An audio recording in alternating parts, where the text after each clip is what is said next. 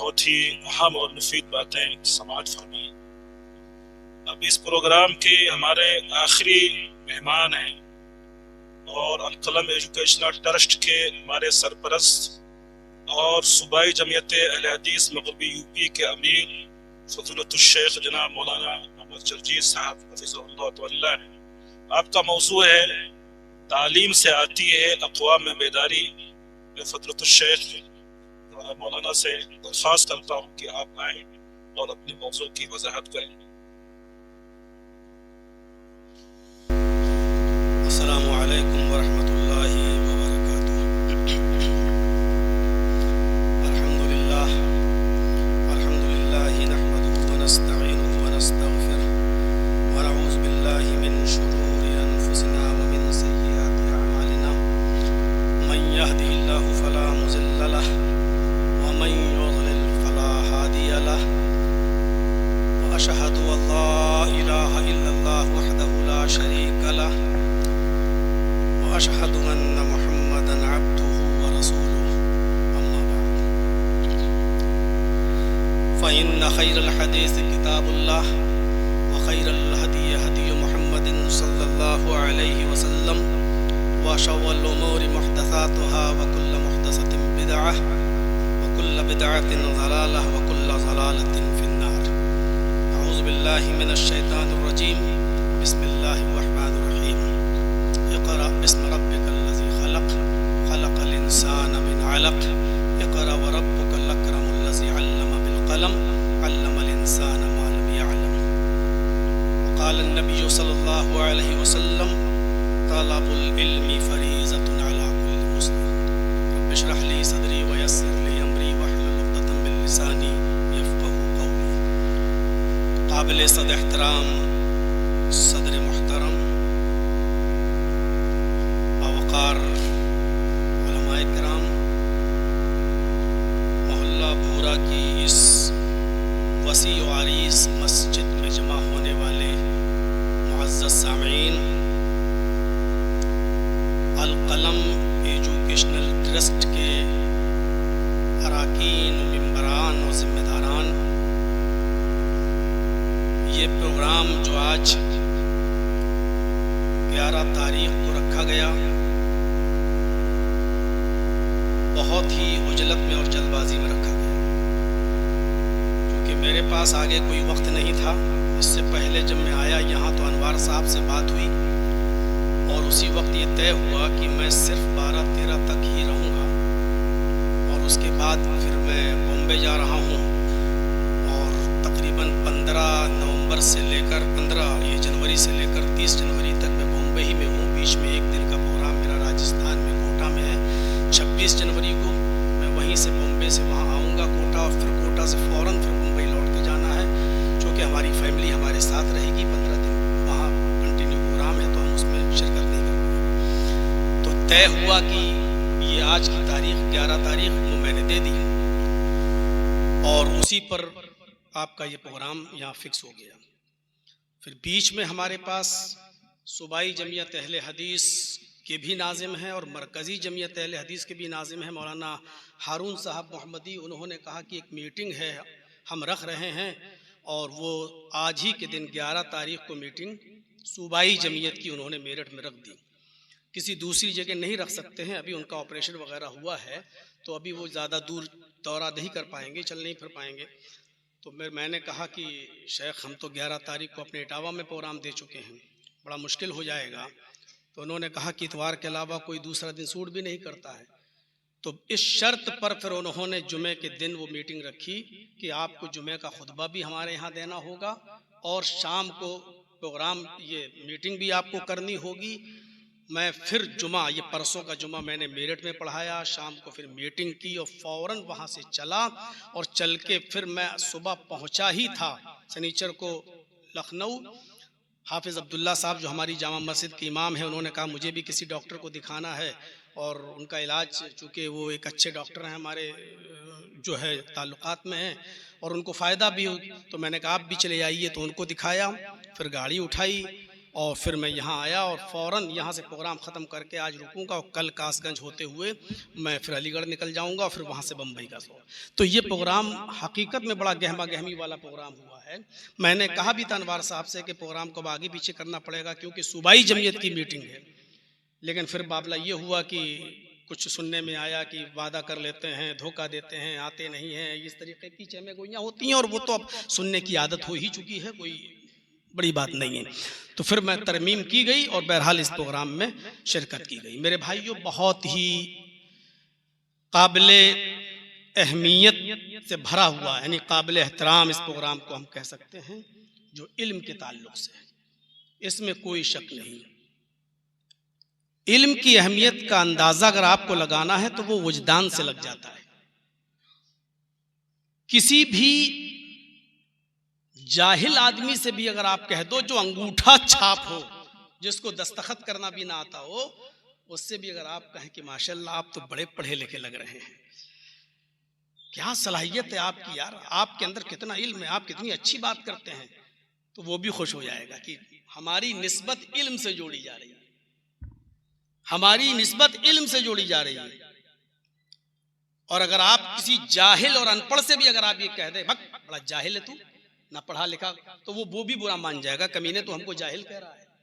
यानी जाहिल भी लफ्ज़े जाहिल सुनने के लिए तैयार नहीं है। आप अंदाजा लगाएं कि जाहिल को भी अगर आप ये कह दें कि माशाल्लाह आप तो बड़े अच्छे आलिम लग रहे हैं, बड़ी इल्म वाली बातें कर रहे हैं, तो वो भी बड़ा खुश होगा। तो इल्म की अहमियत का अंदाजा आप खुद बुझा, अपने नफ्स से पूछिए कि इल्म की अहमियत क्या है। मेरे भाइयों, अल्लाह रब्बुल आलमीन ने हमें इस दुनिया में पैदा किया है। खुद कुरान कहता है, जब तुम दुनिया में आए थे तो तुम कुछ नहीं जानते थे, तुम्हारे पास कुछ इल्म नहीं था। आप अल्लाह ताला ने देखने के लिए आंख दी है ना, जब आंख का काम देखना है, सब कुछ दिखाई दे रहा मुझे, लेकिन अभी लाइट बंद कर दीजिए। आप इस अंधेरे में लाइट को अगर आप अभी बंद कर दें, इस लाइट को, तो आप यहां जो बैठे हुए लोग हैं हमें नहीं दिखाई देंगे। क्यों? आंख का काम तो देखने का है, अल्लाह ने तो आंख देखने ही के लिए दी है, फिर क्यों नहीं देख पा रहे हैं? पता ये चला कि इस आंख को भी खारिजी रोशनी की जरूरत है। जब तक इस आंख को देखने के लिए खारिजी रोशनी नहीं मिलेगी, आंख भी अपना देखने का काम नहीं कर पाएगी। इसी तरीके से अल्लाह ने हर इंसान को दिमाग दिया है, लेकिन खाली दिमाग किसी काम का नहीं है, इस दिमाग को भी इल्म की जरूरत है। आपसे अच्छा अच्छा दिमाग लोग रखते हैं, आपको कोई हिसाब किताब कैलकुलेटर से जोड़ने में टाइम लगेगा और एक अनपढ़ गवार आदमी अभी फटाफट हिसाब किताब जोड़ के आपके सामने रख देगा, लेकिन इसके बावजूद वो जाहिल है। जरूरत पड़ेगी। मेरे प्यारे साथियों, हमें इस चीज को समझने की जरूरत है। और दूसरी चीज, ये सच है कि इल्म दीन फर्ज है। तलबुल इल्म फरीज़तुन अला कुल्li मुस्लिम, इल्म दीन का हासिल करना फर्ज है। और एक बात याद रखिएगा, फर्ज ऐन है, ये फर्ज किफाया नहीं है कि दो चार लोगों को मौलवी बना दिया, आलिम बना दिया, कुरान का इल्म दे दिया तो सबके जिम्मे से अदा हो गया। नहीं, फर्ज ऐन है। जैसे नमाज सब पर फर्ज, रोजा सब पे फर्ज, हज सब पे फर्ज, इसी तरीके से अल्लाह के रसूल ने ये फरमाया, तलबुल इल्म फरीज़तुन अला कुल्li मुस्लिम, हर मुसलमान ख्वाह वो मर्द हो या औरत, इल्म दीन का हासिल करना फर्ज है। लेकिन इल्म दीन जहां आएगा तो उसमें सिर्फ कुरान और हदीस ही शामिल नहीं है। बस इल्म दीन जब आप कहेंगे कुरान का इल्म, हदीस का इल्म, तो दुनियावी इल्म के साथ उसका चोली और दामन का साथ है। हम और आप इस दुनिया के अंदर अपनी आखिरत बनाने आए हैं। कितने मौलवियों से आप सुनेंगे, दुनिया से दूर हट जाओ, दुनिया से कट जाओ, दुनिया से बेरुखी अख्तियार कर लो, दुनिया में जो है हमारे पीछे पड़ी हुई है और दुनिया हमें बर्बाद कर देगी। लेकिन अल्लाह तबारक व तआला ने आखिरत को भी हासिल करने के लिए दुनिया को कंपलसरी करार दिया है, जरूरी करार दिया है। बगैर दुनिया में रहकर और दुनिया से फायदा उठाकर आप आखिरत को भी हासिल नहीं कर सकते हैं। बाकायदा दुआ सिखाई अल्लाह तबारक व तआला ने, रब्बना आतिना फिद दुनिया हसना व फिल आखिरति हसना व क़िना अज़ाबन नार। ऐ अल्लाह हमें दुनिया में भी अच्छाइयाँ अता फरमा और आखिरत के अंदर भी अच्छाइयाँ अता फरमा। बहुत गौर से सुन लीजिएगा, बहुत गौर से। इल्म दीन जो आदमी ये समझता है कि सिर्फ हम मुल्ला और मौलवी बन के रह जाएं और मस्जिद के इमाम बन के रह जाएं और यही इल्म दीन है, तो वो बहुत बड़े धोखे में है, बहुत बड़े धोखे में है। इल्म दीन आपको रोकता ही नहीं है। मुझे बताइए, यहां उलमा बैठे हुए हैं, सबसे खतरनाक और सबसे टफ इल्म है इल्मुल फराइज का, इल्मुल फराइज का। जर्जीस साहब का इंतकाल हो गया। जर्जीस साहब के इंतकाल के बाद हमारी जमीन और जायदाद, जो विरासत, जो माल दौलत छोड़ा है, उसमें वो 2 बेटों को कैसे मिलेगा, एक बेटी का कितना हक है, और जर्जीस साहब की जिंदगी में उनकी माँ भी मौजूद है, बहन भी मौजूद है, इनका कितना हक बनेगा, क्या बनेगा, नकद कितना, जमीन और जायदाद और विरासत का कितना। उलमा बैठे, पूछिए, सब बटों में है। इसका 1/2, इसका 1/4, इसका 1/6, इसका 1/ये, 1/ये, 1/ये। किसी की 2 बीवी हैं, दोनों बीवियों से बच्चे पैदा हुए हैं, एक के पास सिर्फ 3 लड़कियां ही लड़कियां हैं और दूसरी बीवी से लड़के ही लड़के हैं। वहां उनको कितना मिलेगा? रब्बे काबा की कसम, जब तक आप इल्म मैथ को और मैथिक्स को हासिल नहीं करेंगे, और ये दुनियावी तालीम जो आज गणित जिसको कहते हैं मैथ, जब तक आप ये नहीं पढ़ेंगे, तब तक आप इल्मुल फराइज का हक अदा कर ही नहीं सकते हैं। कैसे करेंगे आप? 1/2, 1/4, 1/6, 1/8। इल्मुल फराइज के मुताबिक फतवा वही दे सकता है जिसको दुनियावी इल्म भी हासिल हो। इसलिए ये कहना कि दुनियावी इल्म की कोई अहमियत नहीं है, मैं तो कहता हूं मेरे भाइयों, इस वक्त दुनियावी इल्म शरीयत के साथ लेकर चला जाए। कुरान सिर्फ नमाज की किताब नहीं है, रोजे की किताब नहीं है। यह सबसे बड़ी भूल है। हर मुकर्रिर जो यहां आया, सबने ये आयत पढ़ी, इक़रा बिस्मि रब्बिकल्लज़ी खलक़। तकरीरें होती हैं, नमाज, रोजा, हज, ज़कात। मुझे बताइए कि सबसे पहली जो वही नबी अकरम जनाब मोहम्मद रसूलुल्लाह सल्लल्लाहु अलैहि वसल्लम के ऊपर नाजिल हो रही है, उस वही के अंदर ये नहीं कहा जा रहा है, ऐ मोहम्मद सल्लल्लाहु अलैहि वसल्लम, आपके ऊपर 5 वक्त की और आपकी उम्मत पर 5 वक्त की नमाजें फर्ज की गई। ये नहीं कहा जा रहा है कि पूरे महीने के रोजे रखो। ये नहीं कहा जा रहा है कि आप हज करो। ये नहीं कहा जा रहा है कि ज़कात दो। ये नहीं कहा जा रहा है कि अपने रिश्तेदारों के साथ अच्छा सलूक करो, क्योंकि ये सारी चीजें तो इल्म से जुड़ी हुई हैं। जब इल्म ही नहीं होगा तो आप नमाज पढ़ेंगे कैसे? इल्म ही नहीं होगा तो रोजा रखेंगे कैसे? इल्म ही नहीं होगा तो ज़कात देंगे कैसे? आपके पास 1 लाख रुपया है, 2,500 रुपए ज़कात है आपके ऊपर। ये 2.5% का हिसाब कैसे निकालेंगे आप?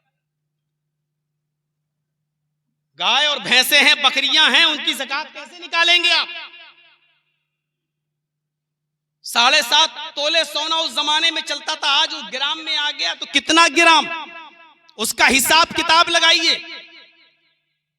सोने से ज्यादा कीमती चीज है डायमंड, हीरा, लेकिन हीरे पे कोई ज़कात नहीं, चाहे आपके पास 5 किलो रखा हुआ हो। और 7.5 तोले सोना है तो आपके ऊपर ज़कात हो रही है। फिर कितनी ज़कात? आपके पास 3 तोला तो सोना है, लेकिन 4.5 तोला सोना खरीदने की कीमत है आपके पास, और उसके मालिक हैं आप, और उस पर 1 साल गुजर चुकी है। तो पूरा हिसाब किताब लगाइए, क्या बगैर मैथ पढ़े हुए आप ज़कात दे सकते हैं? हमारा काम बकरियों का नहीं है, भेड़ों का नहीं है। बंगाल में आप चले जाइए, सबके काम मछलियों से जुड़े हुए हैं, तालाबों में मछलियां पली हुई हैं, तो आप वो मछलियों की ज़कात कैसे दें? झींगों के कारोबार करते हैं, कैसे उसकी ज़कात दें?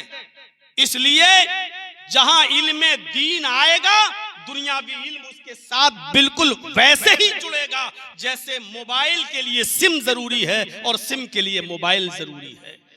मोबाइल बगैर सिम के चल नहीं सकता और सिम बगैर मोबाइल के चल नहीं सकता। इसी तरीके से मेरे भाइयों, दीनी इल्म बगैर दुनियावी इल्म के आप उस पर कमा हक़ अमल कर नहीं सकते। मुझे बताएं ज़कात का कैसे मसला हल करेंगे? मुझे बताएं मीरास जमीन और जायदाद का बंटवारा आप कैसे करेंगे? मुझे बताएं मेरे भाइयों। कुरान, हाँ कुरान तो हर इल्म से भरी पड़ी है। जब कोई आदमी कुरान पढ़ेगा तो जाहिर है कि उसकी साइंस भी मजबूत होगी, उसकी बायो भी मजबूत होगी, उसकी केमिस्ट्री भी मजबूत होगी, उसकी फिजिक्स भी मजबूत होगी, उस सब चीजें उसकी मजबूत होंगी। ये अलग बात है कि हमारे यहाँ सोच और समझ खत्म हो गई है, वरना चले जाइए भोपाल में आज भी मौजूद है doctor Shiv Shakti Swaroop, MBBS MS doctor, doctor Shiv Shakti Swaroop, एक गैर मुस्लिम डॉक्टर। उसने कुरान की सिर्फ चंद आयतें पढ़ी हैं। वही भोपाल में कवाड़ी मार्केट में वहां हदीस की मस्जिद बनी हुई है, वहां से एक कुरान उसको मिल गया इंग्लिश ट्रांसलेट का, और इंग्लिश में ट्रांसलेट कुरान लेकर आया और उसने जब पढ़ा तो चंद आयतें उसने तर्जुमे के साथ पढ़ी। लक़द ख़लक़नल इंसान मिन सुलालतिन मिन तीन सुम्मा जअलनाहु नुत्फ़तन फ़ी क़रारिन मकीन। अल्लाह रब्बुल आलमीन ने फरमाया कि हमने इंसान को मिट्टी के खुलासे से पैदा किया, मिट्टी के सत से पैदा किया। उस जमाने में कुरान कह रहा है 1400 साल पहले, जिस जमाने में साइंस का वजूद तक नहीं था, फिर हमने उस नुत्फे को मजबूत ठिकाने पर पहुंचा दिया। गौर करो कि वो नुत्फा, मां मियां बीवी के ताल्लुकात कायम हुए, इतनी मजबूत ठिकाने पर वो नुत्फा पहुंच जाता है कि जब माँ सुबह चलती है, नाश्ता बना रही है, लेकिन वो नुत्फा इधर से उधर नहीं होता है, वो अपना काम कर रहा है, बैठ रही है, लेट रही है, सो रही है, जाग रही है, खा रही है, पी रही है, लेकिन अल्लाह ने उस नुत्फे को इतने मजबूत ठिकाने पर पहुंचा दिया कि वो नुत्फा वहां से टस से मस नहीं हो रहा है। ये आज की साइंस बता रही है। जब आप कुरान पढ़ेंगे तो साइंस ऑटोमेटिक आपको सीखना पड़ेगी, और जिसको यकीन ना हो तो जाओ और आज देख लो अल्ट्रासाउंड पर वो नुत्फा मजबूत ठिकाने पर पहुंचता है कि नहीं पहुंचता। सुम्मा खलक़नन नुत्फ़ता अलक़तन फ़खलक़नल अलक़त मुज़ग़तन फ़खलक़नल मुज़ग़त इज़ामन फ़कसौनल इज़ाम लहमा। फिर हमने उस नुत्फे को सुम्मा खलक़नन नुत्फ़त मुज़ग़तन अलक़तन, हमने उसको जमा हुआ खून बना दिया। फिर उस जमे हुए खून को गोश्त का लोथड़ा बना दिया। फिर उस गोश्त के लोथड़े को हड्डी बना दिया। फ़कसौनल इज़ाम लहमा, फिर उस हड्डी के ऊपर गोश्त चढ़ा दिया। जिस तरतीब से कुरान में ये आयत आई है, उसी तरतीब से बच्चा माँ के पेट में इसी तरतीब से बनता है। और 1400 साल पहले मोहम्मद रसूलुल्लाह सल्लल्लाहु अलैहि वसल्लम ये चीज अपनी उम्मत को और अरब को दे रहे हैं। डॉक्टर शिव शक्ति स्वरूप कहता है कि 1400 साल पहले साइंस से भरी हुई ये चीज जो अल्ट्रासाउंड मशीन आज हमें बतला रही है, इतना बड़ा इल्म मोहम्मद रसूलुल्लाह, जिसने अरब की सरजमीन पर अलिफ से बे भी किसी से नहीं पढ़ा, उसको इतना बड़ा इल्म किसने दे दिया? सिर्फ चंद आयतें पढ़ी और इस्लाम ले आया। आज उसका नाम इस्लामुल हक है। आज उसकी बीवी का नाम खदीजा है, उसकी बेटी का नाम आयशा है, और उसकी बेटी आज MBBS बनने के बाद MS बन चुकी है। अरे हमारी माँ बहनें क्या पर्दा करेंगी? मुआयना करना हो तो इतवार है, आज संडे चले जाइए नुमाइश के मैदान में और देख लीजिए मेरे भाइयों, उस MS डॉक्टर की शिव शक्ति स्वरूप जिसका नाम इस्लामुल हक है, उसकी बेटी पर्दे में जब तक मुस्लिम हुई, पर्दे के साथ कॉलेज जाती थी, पर्दे के साथ कॉलेज से आती थी, स्कूटी चलाती थी, लेकिन हाथों में ग्लव्स और पैरों में मोजे होते थे। कोचिंग में इसी तरीके से गई और इसी तरीके से उसने ट्रेनिंग की। और आपने सुना होगा अभी बिहार के अंदर जो हिजाब का मामला उठा था, गौर कीजिए मेरे भाइयों, ऐसी माएं आज भी मौजूद हैं जो अपनी बच्चियों को MBBS कराने के बाद भी ऐसी तरबियत देती हैं कि बेटी चेहरा अपना छुपाना। मुख्यमंत्री के सामने भी गई तो चेहरा छिपाकर, वो अलग बात है कि किसी ने खींच दिया, लेकिन उसने इसकी परमिशन तो नहीं दी। वो कैसी मां होगी, उस मां को सलाम जिसने MBBS की तालीम दी, पढ़ाया लिखाया, दुनियावी तालीम, लेकिन इसके बावजूद दीन भी सिखाया अपनी बच्चियों को। कहां हैं आज हम? अलग नहीं कर सकते हो किसी भी कीमत पर। हमारे यहां तो बस एक रुझान चला है, इल्म दीन इल्म दीन। अरे इल्म दीन हासिल करो, लेकिन इल्म दीन का मतलब ये नहीं है कि आप अपने बच्चों को 5,000 और 10,000 का इमाम बनाकर छोड़ दें। क्या कौन पढ़ाएगा इसके बाद आपके बच्चों को, बताइए। मुख्तलिफ अनावीन रखे गए, सबको दिया गया। यहाँ मौजू, एक मौजू यहाँ पर यह भी होना चाहिए था कि इल्म दीन हासिल करने वालों की इज्जत व वकार क्या है। हमारी कोई गलती नहीं है, अभी तक काम नहीं हुआ, इतने लोग आए और सब आके चले गए और ये करके चले गए, ठीक है, गलती अपनी जगह पर, एतराफ, लेकिन हमारी जमात का क्या कोई कसूर नहीं? क्यों आपके इलाके में आलिम बनने के बाद लोग दूसरी जगहों पर इमामत और खिताबत कर रहे हैं, आप क्यों उनको जगह नहीं देते अपने यहां? बताइए आप, क्यों ये आपका इटावे का रहने वाला ये आदिल क्यों जयपुर की मस्जिद के अंदर इमामत कर रहा है? क्यों आपने उससे काम नहीं लिया? मैं समझता हूं कि इटावा की जमात के अंदर इस वक्त जमात अहले हदीस में सबसे काबिल अगर कोई मौलाना है तो वो मौलाना कफील नदवी है। क्यों आज वो बंबई की सरजमीन पर आज नौकरी कर रहे हैं, वहां पढ़ाने जाते हैं, आपने क्यों उनको यहां नहीं रखा? क्यों उनको इस्तेमाल नहीं किया? क्यों उनसे आपने जमात का काम नहीं लिया? साहब हम इतनी तनख्वाह नहीं दे पाएंगे। क्यों नहीं दे पाएंगे आप इतनी तनख्वाह? आलिम क्या करेगा? क्यों ये मौलाना अब्दुल रहमान साहब आपके यहां अभी तक वही 10, 12, 15 हजार रुपए पे इमामत कर रहे हैं? क्यों तनख्वाहों में इजाफा नहीं होता? हमारा कोई कसूर नहीं है। फिर एक बात यह भी सोचनी चाहिए कि जो कौम अपने इलाके में रखने के लिए कि इमाम को 15-20 हजार से ज्यादा तनख्वाह ना दे सकती हो, इतना बड़ा प्रोजेक्ट अगर लेके चल रही है तो उसका इंतजाम वो कहां से करेगी? ये तमाम चीजें सोचना चाहिए। जज्बात में बहने की जरूरत नहीं है। बहुत अच्छा काम है। इस मस्जिद में खड़े होकर अल्लाह से दुआ करता हूं, अल्लाह इस मिशन को अल्लाह को मुरझाने मत देना, अल्लाह इसमें दिन दूनी और रात चौगनी तरक्की अता फरमाना। लेकिन सवाल यह है मेरे भाइयों, उलमा की इज्जत हमने क्या की है? क्या मकाम दिया है आज हमने उलमा को? सपोज फर्ज कर लो ये आपके आदिल को 30,000 रुपए, 35,000, 40,000, अगर वहां के लोग, जमात के लोग, वो लोग अगर तनख्वाह दे सकते हैं तो आप क्यों नहीं दे सकते? काम लीजिए। डॉक्टर जाकिर नाइक साहब ने खोला था एक, हर मुदर्रिस की तनख्वाह थी 50,000 से नीचे किसी की तनख्वाह नहीं थी। हाँ, आप काम लीजिए, फिर उसी हिसाब से काम लीजिए। उसूल मजबूत होना चाहिए मेरे भाइयों। बहुत बड़ा काम है आपका। स्टेप बाय स्टेप चलिए आप, स्टेप बाय स्टेप। इतनी ऊंची उड़ान ना उड़िए कि वहां से गिरो तो नीचे जब हड्डी और पसली का भी पता ना चले। पहले पहली सीढ़ी पर कदम रखिए, फिर दूसरी सीढ़ी पर कदम रखिए, फिर तीसरी सीढ़ी पर कदम रखिए, फिर चौथी सीढ़ी पर कदम रखिए, 5वीं सीढ़ी पर कदम रखिए। मेरे भाइयों, स्टेप बाय स्टेप काम करिए। आज ताउन मांगा जा रहा है, मैं भी कहूंगा कि ताउन करिए दिल खोलकर, लेकिन अफसोस होना चाहिए आज हमें इस इदारे के लिए आपसे के पास जाके ताउन की भीख मांगना पड़ रही है। आप दीजिए, ज़कात दीजिए, खैरात दीजिए।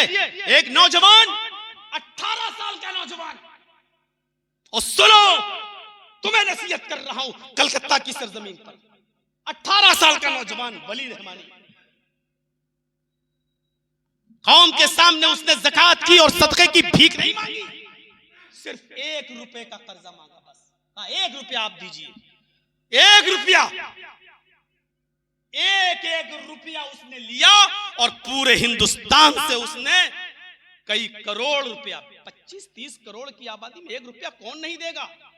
और आज देख लीजिए कलकत्ता की सरजमीन पर कितना बड़ा कॉलेज और कितना बड़ा स्कूल बनकर तैयार हो चुका है करोड़ों की लागत से। अब उसके आगे की प्लानिंग है कि हम इसमें MBBS भी खोलेंगे, यूनिवर्सिटी बनाने का प्लान है। यकीन मोहकम अमल पे हम मोहब्बत फातिह आलम जिहाद जिंदगानी में है मर्दों की ये शमशीरें। यकीन तो मोहकम मजबूत करिए, आप यकीन मजबूत करिए।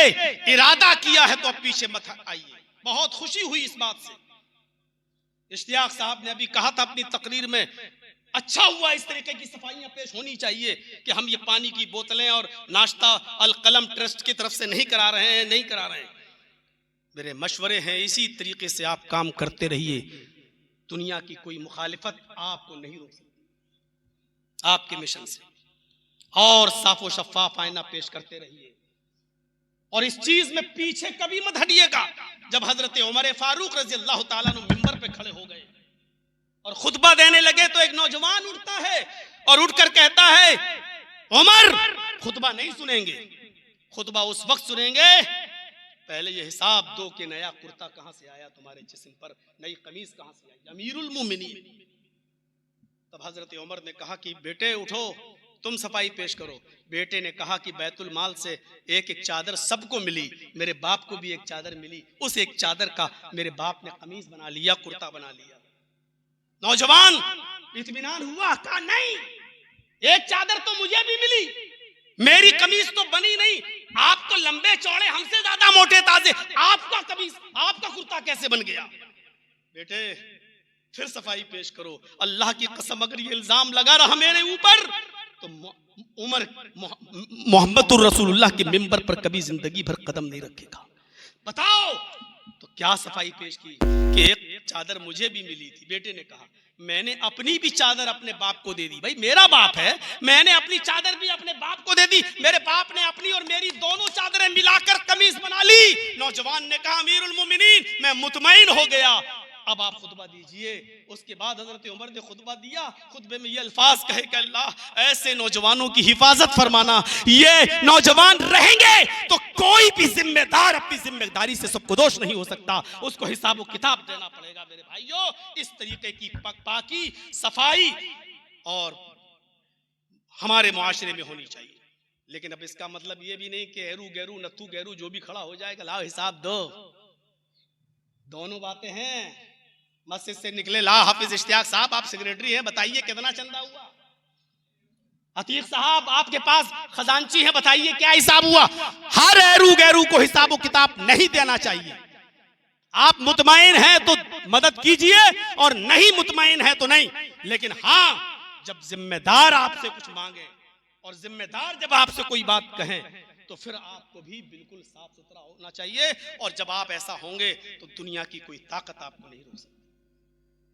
दीनी तालीम दुनियावी तालीम से अलग नहीं है मेरे भाइयों। फिर सुन लीजिए, आप बताइए, कुरान ने 1400 साल पहले कहा था फअम्मा मन सकुलत मवाज़ीनुहु फहुव फी ईशतिर राज़िया। क्या कहा था?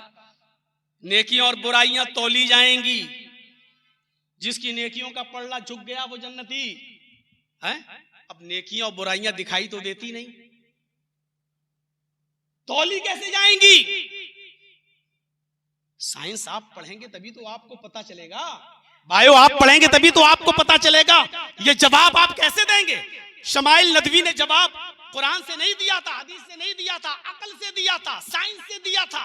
तुम जिस साइंस को मानते हो, अब आप साइंस बताइए कि जब सर्दी और गर्मी का वजन आ जाता है, आज कश्मीर में इतनी सर्दी पड़ी, आज फला जगह इतनी सर्दी पड़ी, आज इतनी गर्मी पड़ी, जब सर्दी और गर्मी जो चीज दिखाई नहीं देती, जब उसका वजन सामने आ जाता है तो क्या अल्लाह तबारक व तआला के पास ऐसी कोई मशीन नहीं होगी जिससे नेकियां और बुराइयां तौल कर लोगों के सामने रख दे कि तुमने इतनी नेकियां की और इतनी बुराइयां। आप डॉक्टर के पास जाइए, डॉक्टर आपका बुखार कितना, थर्मामीटर जबान पे लगाता है, बगल में लगाएगा और बता देगा आपको 102 बुखार है, 103। जब बुखार का नाप हो गया है, उसका वजन हो गया है, तो क्या अल्लाह के पास ऐसी कोई मशीन नहीं होगी? कुरान साइंस से अलग नहीं है। कुरान केमिस्ट्री से अलग नहीं है, कुरान बायो से अलग नहीं है मेरे भाइयों। इसलिए दीन के साथ साथ दुनियावी तालीम का इल्म भी बहुत जरूरी है। कोई तालीम, माफ कीजिएगा, आप कहते हैं दुनियावी तालीम खतरनाक होती है, इंसान को बुरा बना देती है, तो दीनी तालीम भी लोगों को बुरा बना सकती है। ये तो एक छुरी है, आप इससे सब्जी काटे तो अच्छी चीज, हरी मिर्च हरा धनिया काटे तो अच्छी चीज, किसी इंसान का मर्डर करें तो ये छुरी बुरी चीज। इल्म दीन को आप हासिल करें तो मेरे भाइयों दुनियावी इल्म का भी, उस इल्म से नफा हो, लोगों को पहुंचे। कितने डॉक्टर आज हैं, आप हमारे लखनऊ में आ जाइए, कितने डॉक्टर ऐसे हैं जो आज खिदमत खल्क कर रहे हैं। नहीं है तुम्हारे पास 10,000 रुपया, चलो बहुत गरीब आदमी है, छोड़ दिया, तो क्या डॉक्टर बनकर ये खिदमत खल्क आप नहीं कर सकते? जोधपुर में आज भी एक डॉक्टर ऐसे हैं कि वो दवा ही नहीं देते हैं। अगर आपके गले में ताबीज देख लिया, उन्होंने कहा उठाइए ताबीज, पहले उतारिए, अगर ताबीज ही में सब कुछ है तो हमारे पास क्यों आए हो दवा लेने के लिए? ताबीज उतरवा देते हैं, उसके बाद दवा देते हैं। तो आप डॉक्टर बनकर भी दीन की तालीम दे सकते हैं, दीन की तालीम दे सकते हैं मेरे भाइयों। अगर तालीम दुनियावी बुरी है तो बहुत से मकामात पर क्या डॉक्टर बुरा करते हैं ये लोग, तो क्या उलमा बुरा नहीं काम नहीं कर रहे हैं? कितने लोगों की हम अपनी जामा मस्जिद के अंदर पकड़ते हैं जिनके मदरसे बिहार और बंगाल का चप्पा चप्पा मेरा देखा हुआ है, मदरसे नहीं चल रहे हैं और रसीदे लेके आ रहे हैं और मदरसे चल नहीं रहे हैं और बिल्कुल नहीं, कुछ नहीं है, और वो चंदा कर रहे हैं। तो क्या मौलवी होकर दीन का इल्म हासिल करके बुरा काम नहीं कर सकता कोई? एक चुटकुला है, किसी ने कहा है, इसको हकीकत मत मानिएगा, लतीफा है चुटकुला। सबसे ज्यादा ताकतवर चीज क्या है? कहा लोहा। कहा लोहे से भी ज्यादा ताकतवर चीज क्या है? कहा आग, जो लोहे को भी पिघला देती है। कहा आग से भी ज्यादा ताकतवर चीज क्या है? कहा पानी, जो आग को भी बुझा देती है। कहा पानी से ज्यादा ताकतवर चीज क्या है? कहा इंसान, जो पानी को भी पी जाता है। और इंसान से भी ज्यादा ताकतवर चीज क्या है? कहा मौत, जो इंसान को भी खा जाती है। और कहा मौत से भी ज्यादा ताकतवर चीज क्या है? कहा सदका, जो मौत को भी टाल देता है। कहा सदके से भी ज्यादा ताकतवर चीज क्या है? कहने वाले ने कहा मौलवी, जो सदका भी खा जाता है।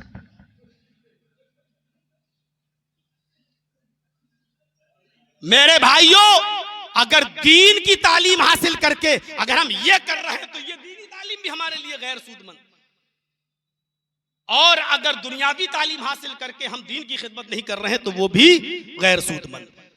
तो इल्म हासिल करिए, और बहुत अच्छा नाम अल कलम एजुकेशनल ट्रस्ट, ये तो अभी एक ट्रस्ट का नाम है। अभी तो इसके बाद आपकी ब्रांचें खुलेंगी, शोबा हिफ्ज होगा तो उसका कोई और नाम खुलेगा, मौलवियत पढ़ाई जाएगी तो उसका कोई और नाम खुलेगा, प्राइमरी सेक्शन खुलेगा तो उसका कोई और नाम खुलेगा, उसका कोई और नाम रखा जाएगा।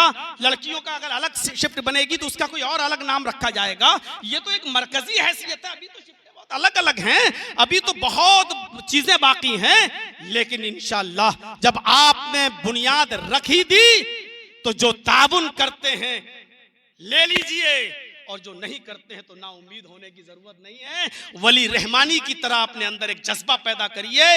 एक एक दरिया, कतरा कतरा समंदर बनता है मेरे भाइयों, बूंद बूंद खड़ा भर देती है। बस मैं अकेला ही चला था जानिबे मंजिल, मगर लोग आते गए और कारवां बनता गया। इंशाअल्लाह कारवां बनता रहेगा, इंशाअल्लाह काम होता रहेगा। और जो इरादे मेरे भाइयों ना उम्मीदी कुफ्र है, नहीं होना चाहिए ऐसा। मैं जानता हूं बहुत कोशिशें हुई, अतीकुर रहमान मदनी जैसी शख्सियतें आई, लेकिन मदरसा नहीं चल पाया, बंद हो गया, कुछ नहीं। लेकिन नाकामयाबियों के बाद ही कामयाबी मिलती है। इन नाकामियों के बाद ये मत सोचो कि अब नहीं चला तो अब हम क्या चला, नहीं।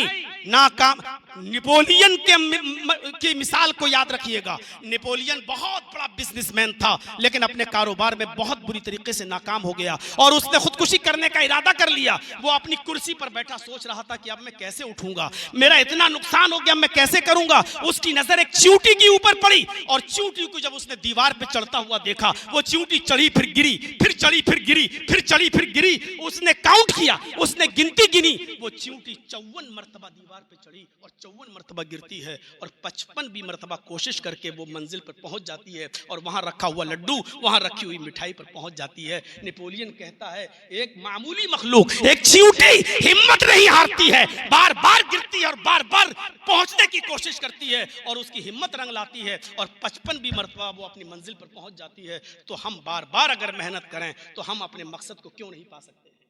हम बार बार गिरे, हर शख्स गिरा, हमें अपनी कमजोरी का एतराफ है, उसकी माफी भी जमीयत जमा तमाम लोगों से मांगी जा सकती है। लेकिन मेरे भाइयों, नाकामयाबियों के बाद कामयाबियां ही उसका पेश खेमा है। इसको ये ना माना जाए कि सब नाकाम हुए तो हम भी नाकाम रहेंगे। अगर 54 मरतबा चींटी गिर के 55वीं मरतबा कामयाब हो सकती है तो हम बार बार नाकाम होकर कामयाब क्यों नहीं हो सकते हैं? बस इखलास होना चाहिए, लिल्लाहियत होना चाहिए, जज्बा होना चाहिए और हर जबान को सीखने की कोशिश मेरे भाइयों हमें और आपको करनी चाहिए। जैसा कि जंगे बदर में जो काफिर पकड़े गए, कुछ काफिरों के पास जब फिदिया नहीं था माल, तो अल्लाह के नबी ने शर्त पे उनको छोड़ा था कि तुम छोड़े तो जाओगे लेकिन तुम में से हर एक काफिर हमारे 10 सहाबी को अबरानी जबान सिखाएगा। 15 लोगों ने 150 सहाबा को अबरानी जबान सिखाई और जब अबरानी जबान वो सहाबा सीख गए तो अल्लाह के रसूल ने उनको भेज दिया, उन मुल्कों में जाओ और दावत व तबलीग का फरीज़ा अंजाम दो जिन मुल्कों के अंदर अबरानी जबान बोली जाती है और समझी जाती है। अब तुम इस्लाम को उनकी जबान में पहुंचाओ। आज इस्लाम को हर जबान सीखने की जरूरत है और हर जबान के आलिमों की जरूरत है। मेरे भाइयों, मेरा वक्त भी हो चुका है। हम अल्लाह से दुआ करते हैं कि इलाहा आलमीन हमारी खताओं को माफ़ फरमाए और हमें अपने अज़्म पर कायम रहने की तौफीक अता फरमाए। इस इदारे को जो अल्लाह इखलास पर कायम हो रहा है, अल्लाह इसमें दिन दूनी और रात चौगनी तरक्की अता फरमाए। बारे इलाह हमें उलमा और अपने उलमा की इज्जत और एहतराम करने की हमें तौफीक अता फरमाए। हमारे इलाके के जो उलमा मेरे भाइयों आलिम बनकर आए हैं, हमारे जमात को भी कोशिश करनी चाहिए, अफराद को भी, कि हम उलमा को अपने बस्ती में, अपने इलाके में रखें और उनसे हम दीन का काम लें और उनकी गृहस्थी कैसे चले, ये हमारी तमाम अहबाब को भी सोचने की ज़रूरत है। मुझे उम्मीद है कि इस पर वो खंदा पेशानी से सोचेंगे। अल्लाह रब्बुल आलमीन हम तमाम मुसलमानों को मुत्तफिक फरमाए और इस इल्म के चमकते हुए सूरज को और रोशनास कराए और रोशन बनाए और इस चिराग को अल्लाह तू सूरज बना दे और अल्लाह हमारा ये इदारा एक मिसाली इदारा बन जाए और यहाँ इल्म की शमा फूटे और इल्म की रोशनी लेकर लोग यहाँ से निकलें। जब तक जिंदा रखे अल्लाह हमें इस्लाम पे जिंदा रखना और जब हमारा खात्मा हो तो ईमान पर खात्मा फरमाना। वमा अलैना इल्लल बलागुल मुबीन व आखिरु दावाना अनिल हम्दुलिल्लाहि रब्बिल आलमीन। अस्सलामु अलैकुम व रहमतुल्लाहि व बरकातुहू।